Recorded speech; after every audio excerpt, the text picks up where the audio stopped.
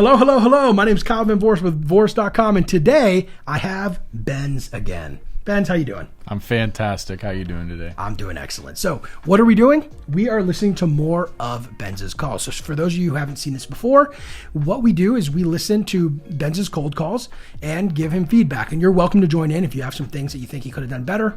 Put it in the comments. Also compliment the guy. Last time we did this, we got some great constructive feedback, but I didn't see a lot of compliments. So maybe some kind of compliment. It hurt. It did hurt a little bit. No, he's fine. Tough kid. Alrighty, so let's dive right in.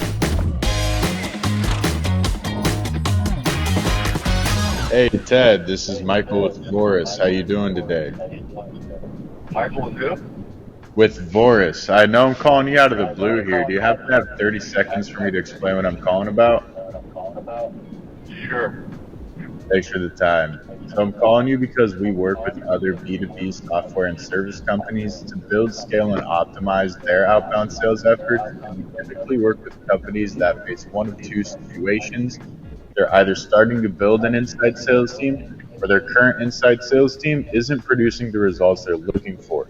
Do either one of these situations resonate with you? Yeah. Yes or no question. I didn't do that to say it.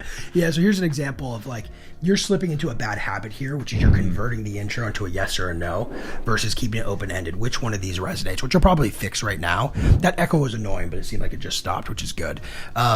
Also, your energy level on this one too. That's what you need to focus on the most, is focus on elevating yourself. You know, maybe you need to stand when you cold call or just something to get your energy a little bit different, because I think that's going to have a huge impact on your intros, because you booked last week you booked, I think, 5 outbound meetings. So you booked on average 1 a day. Like for us, that's a lot. And I think if you were to get your energy levels a little bit higher in these intros, that you actually book a lot more, because the rest of the call is great. What do you mean by that? I'm curious to know how you can improve our our outbound productivity. Yeah, at a high level, honestly, I'd love to just connect you with my CEO and founder for him to take a deeper dive into what we do, because he has the slide deck and all that. But at a high level, we take a very data-centric approach.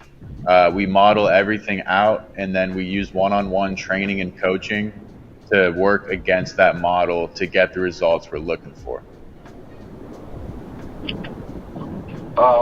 Okay, I'm going to pause here. What you want to do in this position is ask a question.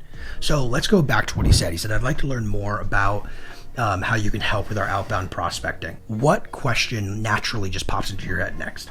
Why? Why? Exactly. Yeah. Right? So what you want to do here is you get into a situation on a cold call where somebody tells you what they're looking for, which is already kind of rare, right? That means they're having some kind of issue. And he did ask a question. You want to answer the question, and then you want to respond back with your question to keep control of the call. So what that might sound like is the prospect says, I would like to hear how you help us with outbound prospecting. Great. Well, let me give you the high level overview here. So we work directly with you, and we take a very data-driven approach to understand the bottlenecks in your current process. And we do training and coaching and help you implement processes and systems to improve those bottlenecks and increase your team's overall performance. I'm curious, why is outbound prospecting top of mind for you right now? And then now you can actually open up the conversation and understand what their problems are, and then position our solution as a true solution to their problem, right? Because it's more than just training and coaching. It depends on what they need. So I think there's a lot to learn from this section of the call. I'm curious to hear how it goes from here. Okay, set up the deck or a cell call. Sorry, I couldn't hear that. You can set that. You can set up the call if you want. Oh, sweet.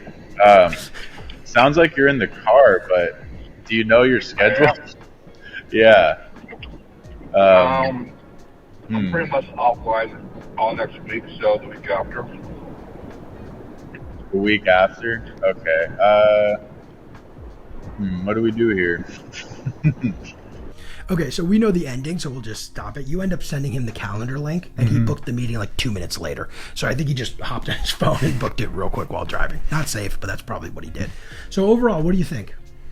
Yeah, pretty good. Obviously, he was interested in a solution towards this, so That's kind of the name of the game, right? Totally. So here's one thing I want to highlight to everybody.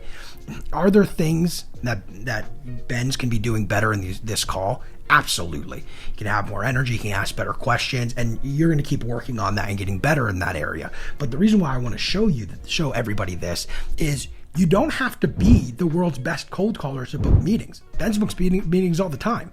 You don't have to be the best cold caller. There's all these techniques that matter. But at the end of the day, if you aren't piquing their interest in something that would actually be valuable for them, you're not going to get a meeting.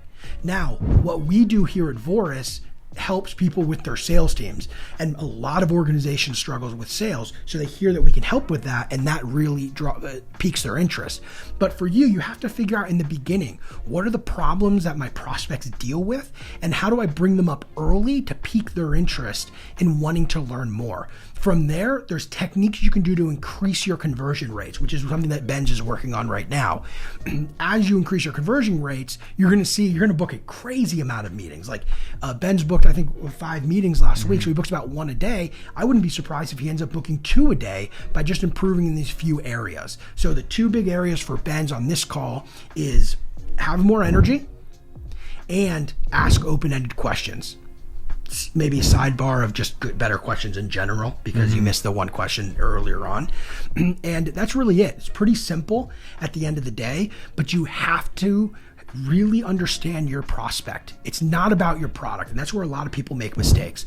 The prospects don't care about your product. All that matters is the prospects and what challenges they encounter. And that was it. That is Kyle and Benz reviewing cold calls. It's a lot of fun. We'll keep doing this series because we get some good feedback. If you like this kind of stuff, make sure you like, comment, and subscribe. Really helps us out and tells us we should keep doing it. Want to watch some of our old videos of us doing call reviews? Just click on the links here.